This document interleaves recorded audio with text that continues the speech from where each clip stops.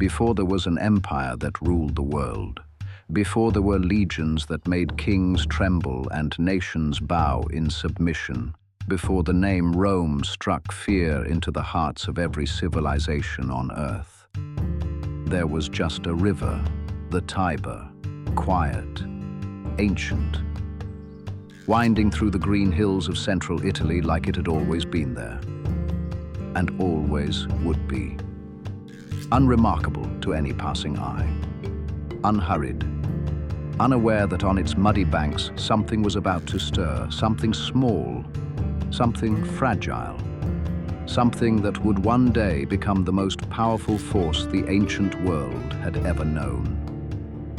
The year is 753 BC. On 7 small hills above that river, a group of shepherds, farmers, and outcasts, people who had nothing, people who were nothing, are building something together. Not a palace, not a temple, not a fortress with walls of stone, just a village. They have absolutely no idea what they are starting, no idea that this collection of mud huts and dirt paths would one day become the center of a civilization that stretched from the deserts of Africa to the frozen forests of Scotland. No idea that the language they speak would become the foundation of half the languages on Earth. No idea that the laws they are beginning to write, crude and imperfect as they are, would shape every legal system in the Western world for the next 2,000 years. They are just trying to survive another winter. But survival, it turns out, is where all great stories begin. Who were these people? Where did they come from? And why?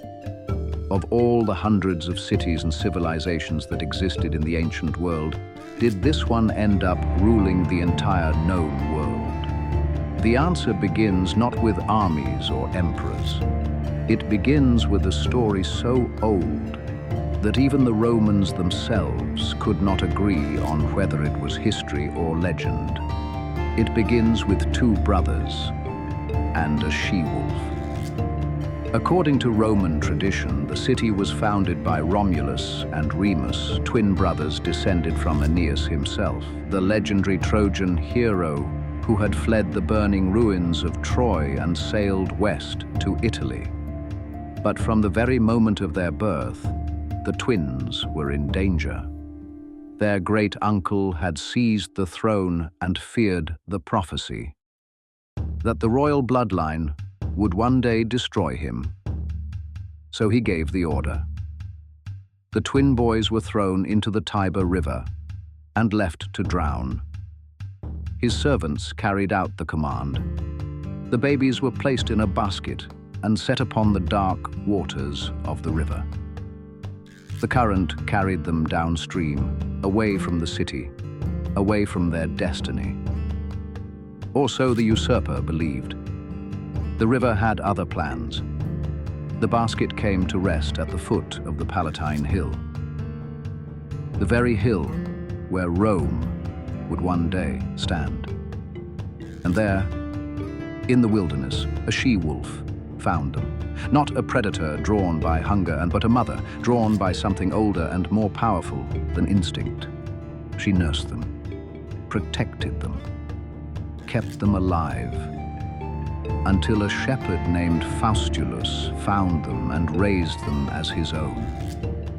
The wolf had saved Rome before Rome even existed. When Romulus and Remus grew to manhood, they returned. They overthrew their great uncle, and then they asked the question that would change history. What now? They would build a city, but brothers do not always agree. The quarrel began over which hill the city should stand on. The argument turned violent, and in a single terrible moment, Romulus raised his hand against his own brother. Remus fell. Romulus stood alone and did the only thing left to do. He named the city after himself. Roma, Rome, founded in blood, built on ambition, destined for greatness. From the very beginning, Rome was not a city of one people. Latins, Sabines, Etruscans, refugees, escaped slaves, all were welcomed, absorbed, made Roman. Every new citizen was a new soldier. Every new family was new strength. Rome grew not by excluding the world. Rome grew by consuming it. In its earliest centuries, Rome was governed by kings. Roads were built, temples were raised, laws were written, the army was organized, but Rome was never comfortable being ruled by anyone else. The last king, Tarquinius Superbus, Tarquin the Proud, governed not through law, but through terror. Rome endured him for a while. But then his son went too far.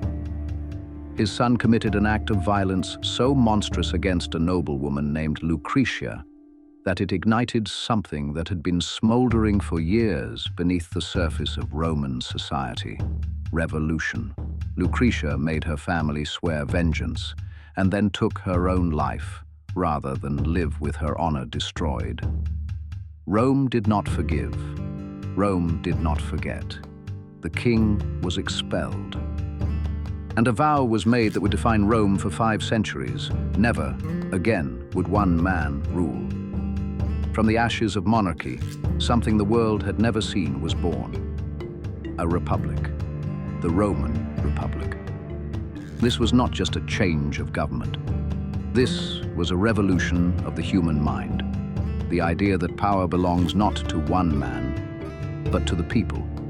An idea so radical that it would echo through every democracy that has ever existed since. If this journey moved you, subscribe to MagicHist, like this video, and turn on notifications. Your support means everything to us.